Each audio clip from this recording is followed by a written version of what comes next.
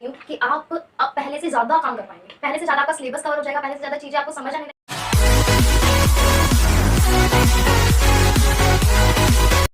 Hello दोस्तों, this is Mansi, welcome back to store time. आज की वीडियो में हम बात करने वाले हैं ऐसी यूनिक टेक्निक की जिसको आप अप्लाई करके अपनी पढ़ाई में अपने काम की प्रोडक्टिविटी को इंक्रीज कर सकते हैं। जो काम आपको 3 4 5 घंटे ले रहा था वही काम आपका कम से कम समय में हो सकता है। वीडियो के लास्ट में मैं आपको बताने वाली हूँ एक बहुत ही इंपॉर्टेंट चीज़, तो इस वीडियो को एंड तक देखें, स्किप ना करें। और लास्ट में जो मैं आपको चीज़ बताने वाली हूँ रियली में बहुत ज़्यादा इंपॉर्टेंट है। तो चलिए हम वीडियो को स्टार्ट करते हैं। वीडियो को स्टार्ट करने से पहले प्लीज़ मेरे चैनल पे आप नए हैं तो चैनल को सब्सक्राइब करें, बेल आइकन दबाएं, लाइक करें, शेयर करें और मेरे चैनल को ऐसे ही फॉलो करते रहें। चलिए वीडियो स्टार्ट करते हैं। जैसा कि सब आप जानते हैं कि लॉकडाउन का समय है। अब लॉकडाउन का समय है पर हमें काम तो करना ही है, पढ़ाई तो करनी ही है। तो फिर भी हम जैसे तैसे डांट सुन सुना के हम अपने मन को समझा समझू के बैठते हैं कि हाँ अब हमें पढ़ना है।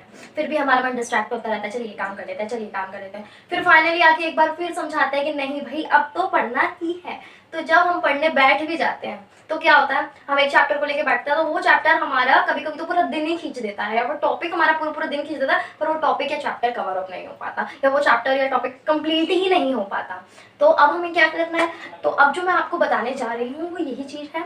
अगर यही टेक्निक मैं आपको बताने जा रही हूँ, पर इस टेक्निक को बताने से पहले मैं आपको कुछ बातें बताऊंगी। जब तक आप उन बातों को फॉलो नहीं करेंगे तो ये टेक्निक किसी भी काम की नहीं है।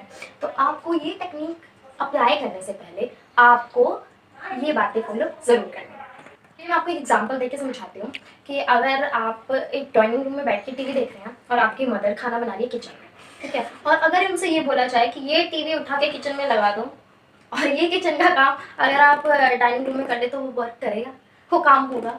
ऐसे ही जो टेक्निक बताने वाली हूँ, जो स्ट्रैटेजी बताने वाली हूँ, उससे पहले अगर ये बातें नहीं करेंगे तो नहीं होंगे, वो आपका काम फिर हो ही नहीं सकता।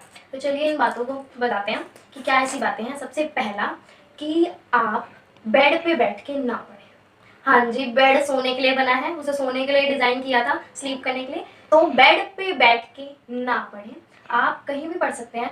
सबसे अच्छी जगह नीचे बैठ के पढ़ें, ठीक है, एक मैट बिछा लें, उसके ऊपर आराम से नीचे बैठ के पढ़ें। अगर आप वहाँ कंफर्टेबल नहीं है तो टेबल चेयर पे बैठ के पढ़ें, ठीक है, वो सबसे ही ज़्यादा अच्छा है। तो जब आप टेबल चेयर पे बैठ के पढ़ेंगे तो आपको नींद कम आएगी, ठीक है, और आपके सोने के चांसेस कम रहेंगे और आपका फोकस भी बढ़ेगा।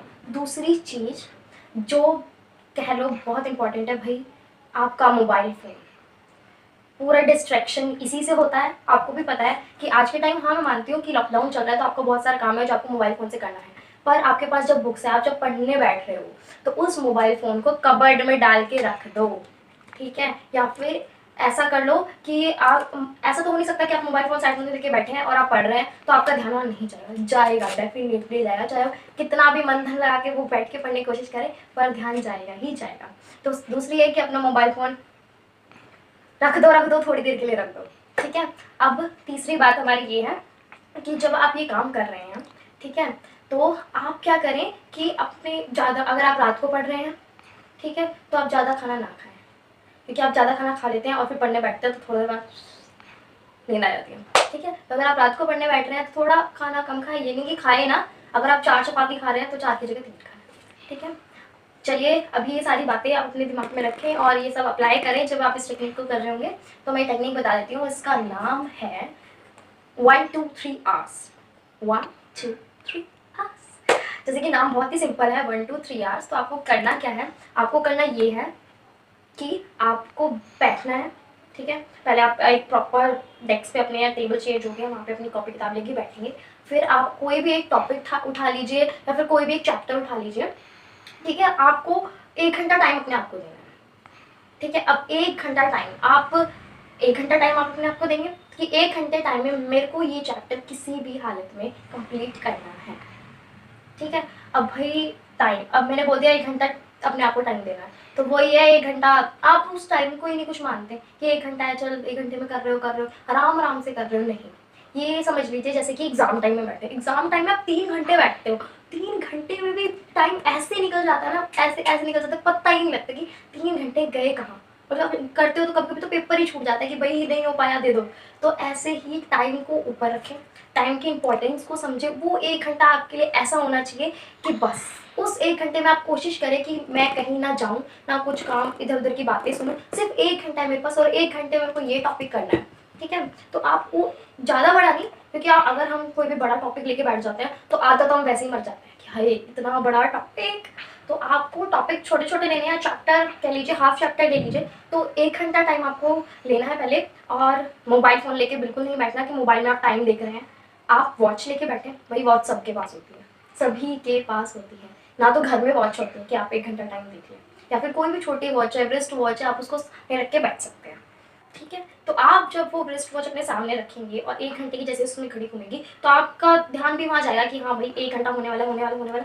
आपका दिमाग ऑटोमेटिकली, या सब चीज़ कहते हैं ना, जल्दी-जल्दी सब फंक्शंस होने लग जाएँगे और आपकी स्पीड भी बढ़ेगी और आपका जो टॉपिक जो एक-एक दिन लगा देता था, वो उस 1 घंटे में कवर हो जाएगा, ठीक है? तो ये आपको एक पूरा, मैं कहती हूँ, एक चार्ट बना लीजिए, जिस पे आप मंडे, ट्यूसडे, वेडनेसडे अपने डेज़ लिख लीजिए और 3 उसमें पार्ट्स में डिवाइड कर लीजिए, ठीक है? तो मॉर्निंग आप बैठेंगे, जैसे मैं आपको एग्जांपल देती हूँ 10 से 11, तो 10 से 11 आप 1 घंटा बैठे हैं, ठीक है? अब आपने खाना-वाना खा लिया है, ठीक है? उसके बाद थोड़ी देर रेस्ट करिए, उसके बाद में आप 4 बजे बैठिए, 4 से 6, ठीक है? अब 4 से 6 हो गए 2 घंटे।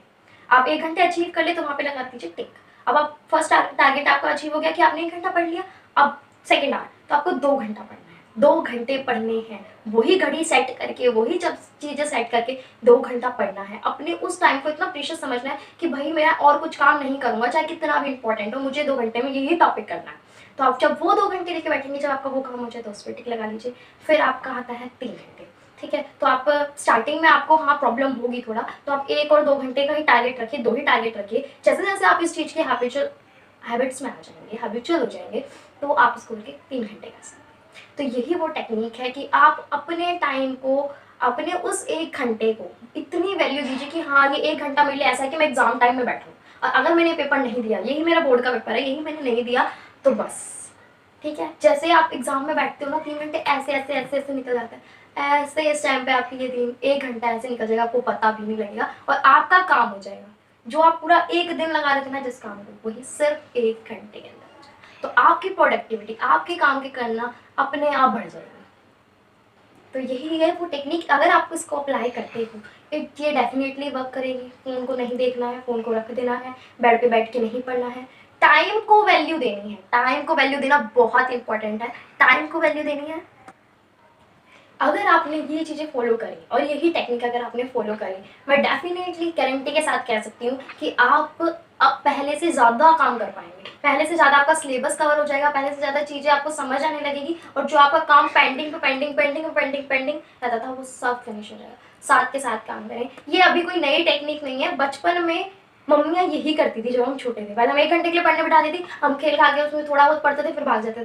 फिर 2 घंटे के लिए बिठाती थी। ऐसे ही हम पढ़ने की उन्होंने हैबिट डाली है। अब हम बड़े हो गए हैं तो ये चीज़ें हमारे दिमाग से हम भूल ही गए हैं, क्योंकि अब हम खुद पढ़ने लगे हैं। तो वही मम्मी की पुरानी टेक्निक है, तो इसको मैंने नाम दिया है 1 2 3 आवर्स। आप यही टेक्निक करें, यही चीज़ें फ़ॉलो करें, तो डेफ़िनेटली आपका सिलेबस ज़्यादा से ज़्यादा कवर होगा और आपका काम जो नहीं हो रहा था, जो दिन लगा रहे थे, वो भी हो जाएगा। चलिए, एक इम्पॉर्टेंट न्यूज़ आपको बतानी है। वो इम्पॉर्टेंट न्यूज़ ये है कि जो 10th और 12th के बोर्ड के बच्चे हैं, ठीक है, 10th और 12th के बोर्ड के बच्चे जिनके एग्ज़ाम्स रह गए थे लॉकडाउन की वजह से, तो अब उनकी डेट शीट आ गई है। तो जाइए, अगर आपको नहीं पता तो जाइए फटाफट चेक करिए कि आपकी डेट शीट क्या है और आपका पेपर कब है। और उन सभी बच्चों को ऑल द बेस्ट मेरी तरफ से, और फाड़ के आना पेपर और ज़्यादा स्ट्रेस नहीं लेना, ठीक है? तो ये है।